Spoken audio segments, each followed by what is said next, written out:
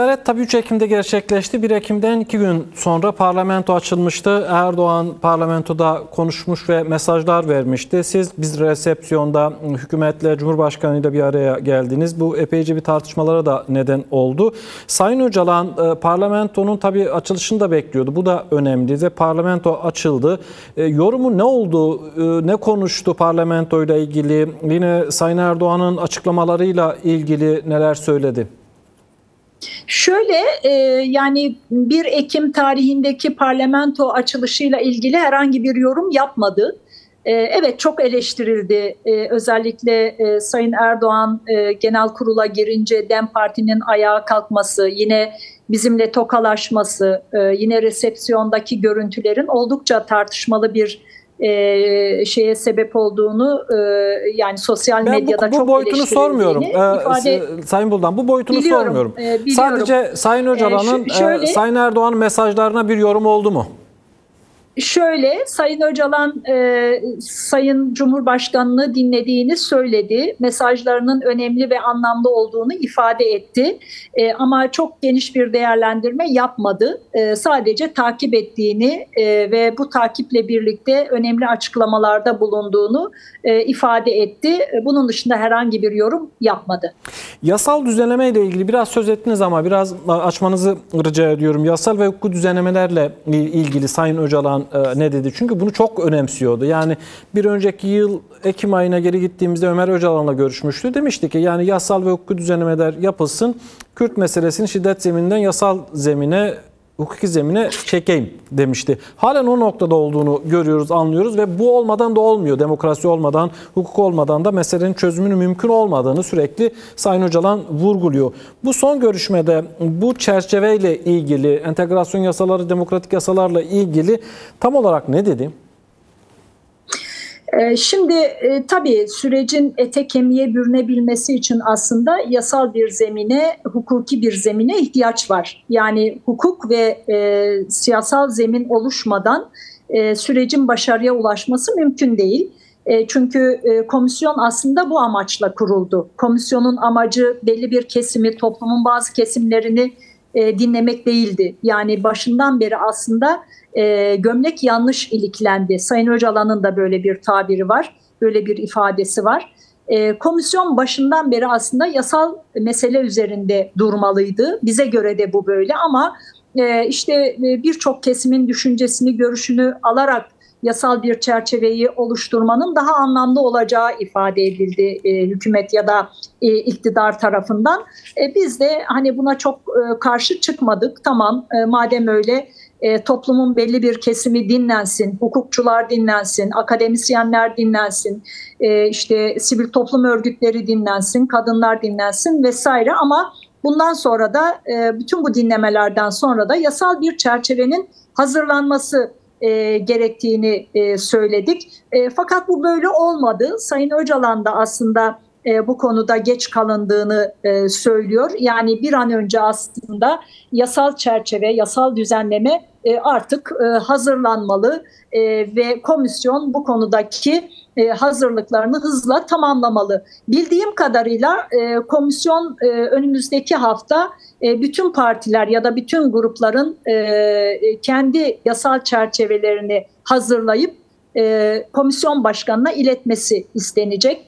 Her grup kendi yasal düzenlemesiyle ilgili hazırlığı kendilerine gönderecek ve bu bir aslında ön rapor gibi bir şey olacak. Yani komisyon artık kendi ön raporunu hazırlayacak.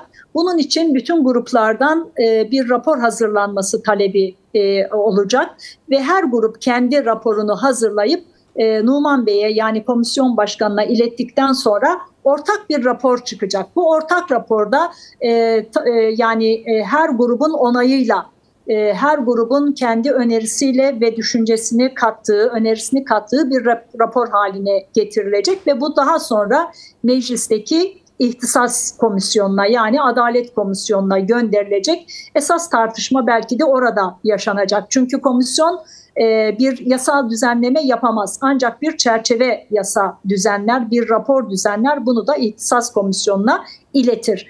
ancak bunu yapabilir. Bu konuyla ilgili İhtisas Komisyonu bu raporu bir yasal düzenleme haline getirir ve genel kurula gönderir. Genel kurulda da yasalaşmasını sağlar. Konuyla ilgili, bundan sonraki aşama muhtemelen böyle olacak. Bu konuyla ilgili Mehmet Uçum, Sayın Erdoğan'ın hukuk başdanışmanı peş peşe yazılar yazdı. Bir önermede de bulundu. Komisyona da bir önermede bulundu. Hatta bir defalığına mahsus özel yasanın çıkması gerektiğini de ifade etmişti, söylemişti. Tabii Mehmet Uçum bunları yaparken belli ki devlet adına, hükümet adına bunları yazıyor. Bu mesele Sayın Öcalan'ın gündemine geldim. Yani bu hükümetin görüşü olduğuna göre ya da devletin görüşü olduğuna göre bu gündeme geldi mi, bu mesele konuşuldu mu? Bu konudaki görüşleri nelerdir?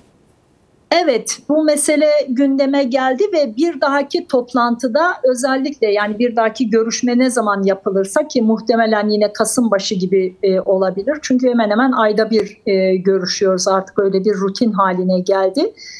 Bundan sonraki görüşmede tamamıyla yasal çerçeveyi konuşacağız. Yani yasayı nasıl çıkaracaklarına dair bizim hükümetten, yetkililerden alacağımız bilgilerle Sayın Öcalan'la bu konuyu tartışmak üzere ya da kendisine bilgi vermek üzere görüşmeyi gerçekleştireceğiz.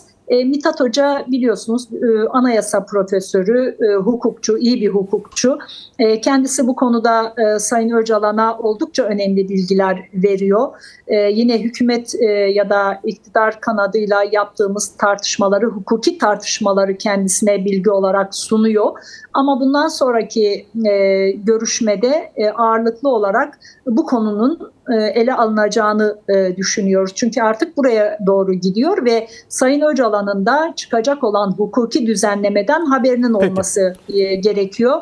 Belki işte hani demokratik entegrasyon dediğimiz ya da özgürlükler yasası dediğimiz bütün bu meselelerde Sayın Öcalan'ın fikrinin, düşüncesinin önemli olduğunu düşünüyoruz.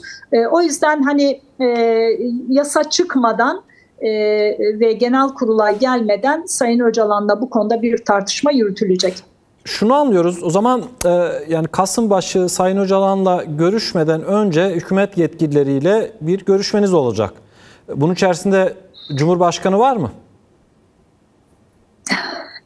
Ya bizim hükümet yetkilileriyle hani Sayın Öcalan'la görüşme zamanında değil, onun dışında da çokça görüşmelerimiz oluyor. Önümüzdeki hafta bir planlama yapmayı düşünüyoruz İmralı heyeti olarak. Mecliste grubu bulunan birkaç siyasi partinin genel başkanlarıyla görüşmeyi planlayacağız. Henüz Cumhurbaşkanıyla görüşüp görüşmeme meselesini gündeme almadık. İhtiyaç olursa elbette ki Sayın Cumhurbaşkanıyla da bir görüşme gerçekleştirilir. Ancak şu an gündemde yok.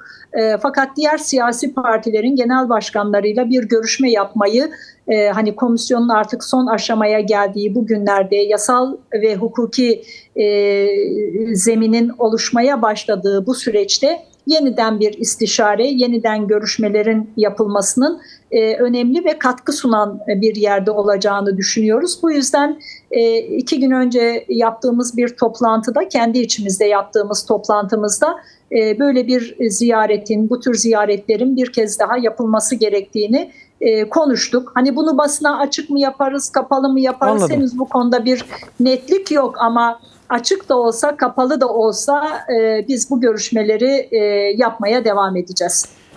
2 sorun var, size öyle uğurlayacağız. Birincisi Sayın Demirtaş'la ilgili sık sık zaman zaman medyaya yansıyan bir takım bilgiler oluyor Sayın Öcalan'ın ağzından. Bugün yine benzer bir haber, iddia ortaya atıldı. Muhalefete yakın bir isim. Tabii bu ilk değil. Daha önce de benzer formatta bir takım iddialar gündeme geldi. Son görüşmede bu iddiayla ilgili, yani bu iddianın kendisini sormuyorum, Sayın Demirtaş'la ilgili iddia edildiği gibi herhangi bir mesele gündeme geldi mi?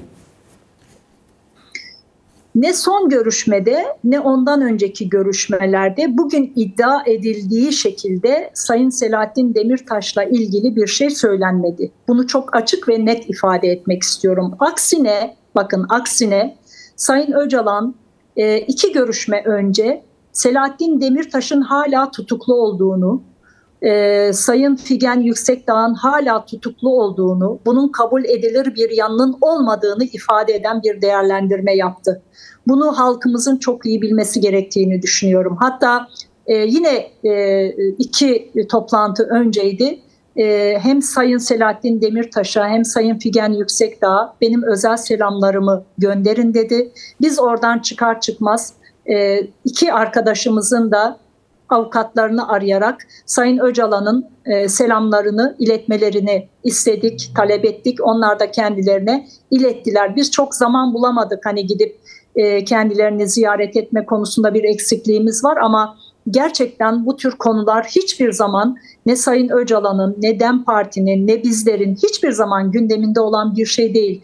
Tamamıyla ortalığı karıştırmak isteyen, Sayın Öcalan'la Sayın Demirtaş'ı karşı karşıya getirmek isteyen bazı güçlerin bu tür söylemlerine halkımızın, tabanımızın itibar etmemesi gerektiğini özellikle vurgulamak isterim.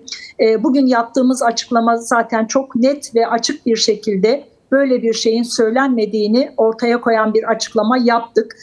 Sayın Selahattin Demirtaş'a da yine tutuklu bulunan bütün arkadaşlarımıza yönelik zaman zaman Sayın Öcalan'ın değerlendirmeleri, özel selamları, hukuki durumları gündeme geliyor. Ancak bu tür karşıtlık üzerinden eleştiri yapan bir yönden hiçbir zaman bir değerlendirme olmadı. En büyük tanık bu konuda benim.